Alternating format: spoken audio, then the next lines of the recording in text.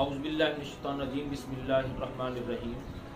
حضرت ابو ہریرہ رضی اللہ تعالیٰ عنہ یہ روایت کرنے والے ہیں، کیا ارشاد فرماتے ہیں کہ آقا کریم فخر دو عالم نور مجسم شفیع معظم رحمت دو عالم صلی اللہ علیہ وآلہ وسلم نے ارشاد فرمایا، بیوہ اور مسکین کے لیے جد و جہد کرنے والا وہ شخص اس طرح ہے کہ جیسے کہ میدان جہاد میں جہاد کرنے والا ہے۔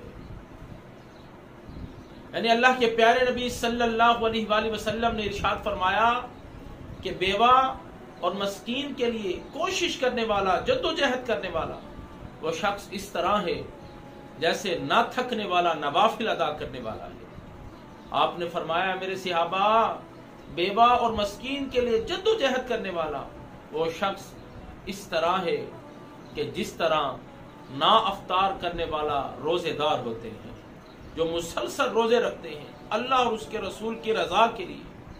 اے ایمان والو، یہ کتنی بڑی یہ سعادت کی بات ہے کہ عبادت گزار اور مجاہدین کے جتنا ثواب ہے اتنا اس شخص کا ثواب ہے جو بیواؤں کی، جو یتیموں کی، جو مسکینوں کے لیے جد و جہد کرنے والے، کوشش کرنے والے ہیں کہ ان کے گھروں میں خوشیاں کو داخل کر سکیں۔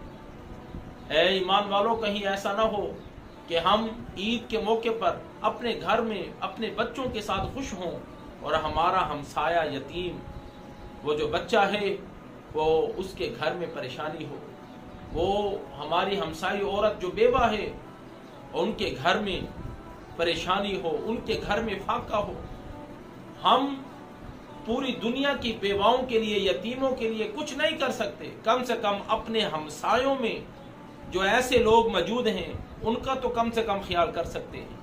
خدا را اس خوشی کے موقعوں کے اوپر ان کو نہ بھولیے گا۔ مولا ہم سب کو عمل کرنے کی توفیق عطا فرما۔ وما علینا الا البلاغ۔